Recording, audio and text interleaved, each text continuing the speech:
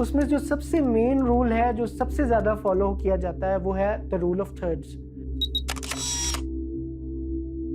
میں نے آرکیالوجی کو ایک انتہائی انٹرسٹنگ اور ایڈونچر سے بھرپور مضمون پایا۔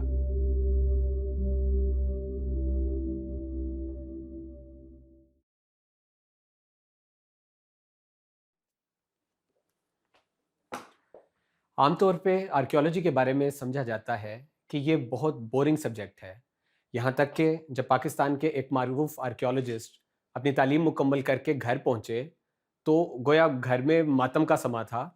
انہوں نے یہ کہا کہ ہم نے تو پڑھنے کے لیے لڑکے کو بھیجا تھا اور یہ ٹھیکریاں اکٹھی کرتا پھر رہا ہے، لیکن حقیقت میں ایسا نہیں۔ میں نے آرکیالوجی کو ایک انتہائی انٹرسٹنگ اور ایڈونچر سے بھرپور مضمون پایا۔ میری فیلڈ کمپیریٹیو ریلیجنز اور آرکیالوجی ہے۔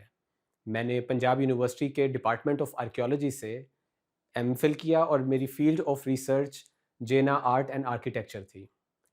مجھے بچپن سے ہی شوق تھا کہ بہت زیادہ ٹریول کیا جائے، اسی طرح ہیریٹیج سائٹس پہ جا کے ان کی تصویریں کھینچنے کا شوق تھا، مختلف زبانیں سیکھنے کا، مختلف اسکرپٹس سیکھنے کا شوق تھا۔ آرکیالوجی کی فیلڈ میں آ کے میرے یہ تمام شوق پورے ہو گئے۔ 2016 میں لندن یونیورسٹی کے ادارے سویس کے زیر اہتمام ایک پائلٹ پروجیکٹ کا اہتمام کیا گیا، جس میں پاکستان میں پھیلے ہوئے جین مت کے آثار کو ڈاکیومنٹ کرنا تھا۔ اس پروجیکٹ کا فیلڈ ورک کرنے کا مجھے موقع ملا۔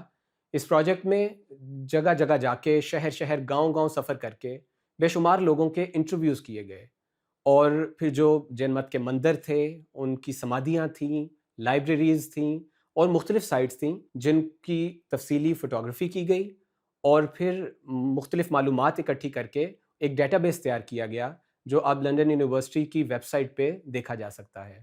سویس کے اس پروجیکٹ سے ایک فائدہ تو یہ ہوا کہ مجھے اپنے ایم فل کے لیے ریسرچ ٹاپک مل گیا، اور دوسرا بڑا فائدہ یہ ہوا کہ پاکستان میں ہونے والی متعدد نیشنل اور انٹرنیشنل کانفرنسز میں اس پروجیکٹ کے ریزلٹس پیش کرنے کا موقع ملا، اور اسی طرح پھر جینزم میں اور کام کرتے ہوئے اور ٹاپکس پہ بھی پیپرز تیار کرنے کا موقع ملا جو مختلف جرنلز میں شائع ہوئے۔ آرکیالوجی میں جب کھدائی کی جاتی ہے تو کھدائی کے ساتھ ساتھ بہت سے اور کام ہیں جو ضروری ہوتے ہیں۔ مثلا یہ کہ کھدائی کے ساتھ ساتھ ڈرافٹنگ کا کام بہت ضروری ہے۔ اس کے علاوہ جیسے جیسے ہمیں آثار ملتے جاتے ہیں، آرٹیفیکٹس ملتے ہیں، ان کو ہر مرحلے پہ فوٹوگراف کیا جاتا ہے، اور پھر سائٹ سے لے کے لیب تک کا سفر ہے، اس کے بعد پبلیکیشن ہے، آرٹیفیکٹس کو حفاظت کے ساتھ میوزیم تک پہنچانا اور ان کی کنزرویشن کرنا ہے۔ ان تمام مراحل کو طے کرنے کے لیے بہت سی مہارتیں درکار ہوتی ہیں۔ 2018 میں شیراںوالا گیٹ کے قریب ایک گورنمنٹ اسکول کے صحن کی جب مرمت کا کام جاری تھا تو اس وقت اس مرمت کے دوران کچھ انڈر گراؤنڈ چیمبرز جو تھے دریافت ہوئے اور اخبار میں خبر آئی۔ یہ خبر دیکھ کے ہم نے متعلقہ ادارے سے رابطہ کیا اور یہ سجیشن انہیں دی کہ اگر یہاں پہ ہمیں ٹرائل ٹرینچ لگانے کا موقع دیا جائے تو جو آرٹیفیکٹس نکلیں گے اس کی بیس پہ ہم ایک پروپوزل تیار کر کے آپ کو دیں گے، جس سے اس سائٹ کا پوٹینشیل اور امپورٹنس پتہ چل سکتی ہے۔ تو جب ہمیں اجازت ملی تو ہم نے وہاں جا کے کھدائی شروع کی۔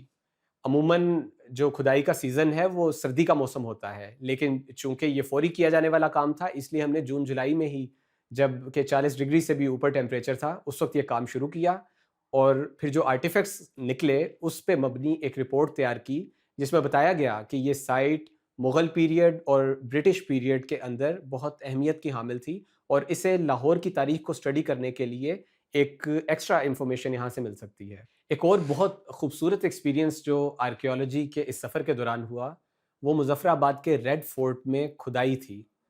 2018 میں اے جے کے ٹورزم اور آرکیالوجی ڈپارٹمنٹ کے زیر اہتمام ایک ٹریننگ سیشن کا اور ایکسکیویشن کا اہتمام کیا گیا، اور ریڈ فورٹ کے جو صحن بنتا ہے اس میں 4 ٹرینچز جو تھیں وہ کھودی گئیں۔ اب یہ سین کچھ ایسا تھا کہ دریا کے کنارے خوبصورت ہیریٹیج سائٹ اور پھر خوبصورت پہاڑوں کے دامن میں کھدائی کرنا، یہ ایک ناقابل بیان ایکسپیرینس تھا جو ساری زندگی کے لیے یاد رہے گا۔ پھر جو آرٹیفیکٹس یہاں سے برآمد ہوئے ان کی ایگزیبیشن کی گئی جب کشمیر کی پہلی آرکیالوجی کے ٹاپک پہ ہونے والی کانفرنس تھی، اس کا انعقاد ہوا تو اس میں ان آرٹیفیکٹس کی ایگزیبیشن کی گئی اور پھر اس پہ ریسرچ پیپرز بھی پڑھے گئے۔ آرکیالوجی کیونکہ ایک ایمرجنگ فیلڈ ہے اور اس میں ایڈونچر کے، ٹریولنگ کے بے پناہ مواقع موجود ہیں۔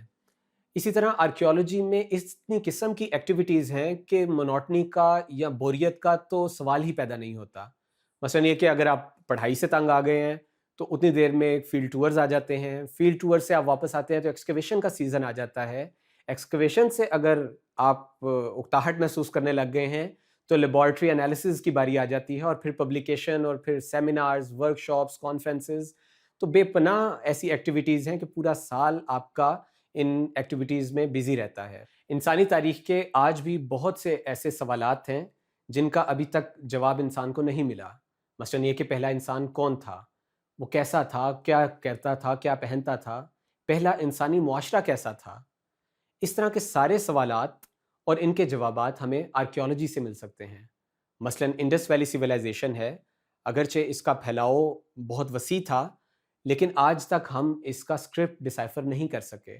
اور اسی طرح دنیا کے ہر حصے کے اندر بہت سے ایسے سوالات ہیں جو ابھی بھی ایک جواب کے منتظر ہیں. ایسے نوجوان جو ٹریولنگ کا شوق رکھتے ہیں اور اسی طرح ہیریٹیج میں انٹرسٹڈ ہیں اور دنیا کو ایکسپلور کرنا چاہتے ہیں، ماضی کو ایکسپلور کرنا چاہتے ہیں، تو میں کہوں گا کہ آرکیولوجی ان کے لیے بیسٹ فیلڈ ہے.